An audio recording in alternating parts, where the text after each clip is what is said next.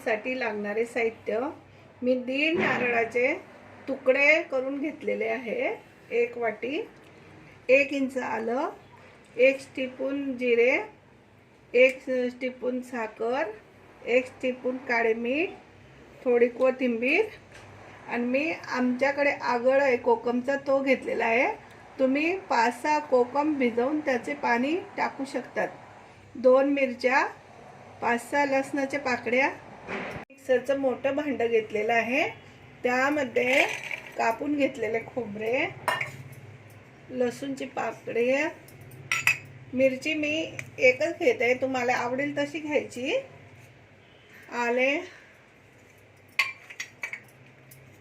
जिरे सर्व टाकून आपण थोडं कोमट पाणी खोबऱ्यामध्ये वाटायसाठी टाकून घ्यायचे आहे। कोमट पाणी टाकल्यामुळे खोबऱ्याचे छान दूध निघते। आता खोबऱ्याचे तुकडे छान वाटून झालेले आहे।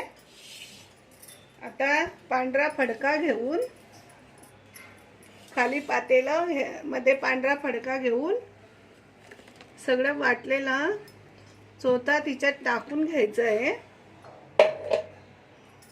आणि नारळाचे दूध असे छान पिळून काढायचे आहे।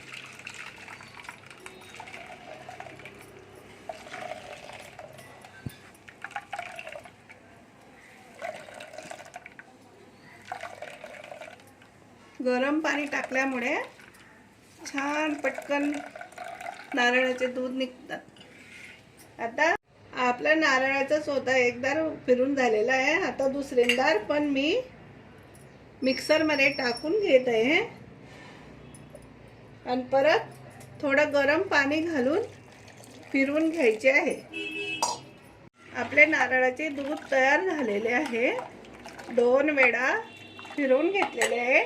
त्यामध्ये आपण आता 1 साखर टिपून, मीठ आणि कोकमचं आगळ टाकते। तुम्हाला जसं आवडेल कमी जास्त आंबट तसं तुम्ही घालू शकतात। हे सगळे टाकल्यावर थोडी कोथिंबीर घालायची आहे, जास्त कोथिंबीर घालायची नाही आहे। हे घट्ट वाटत असलं तर आपण 3 वेळा काढून घेतलेलं नारळाचं दूध त्यामध्ये मिक्स करायचं, म्हणजे आपलं सोलकढी एकदम छान तयार झालेली आहे। यामध्ये कलरसाठी काही जण बीट घालतात, पण मी बीट घातलेले नाही आहे। बीटाने थोडं वेगळी चव येते, अशी छान लागते। आता आपण सर्व करूया।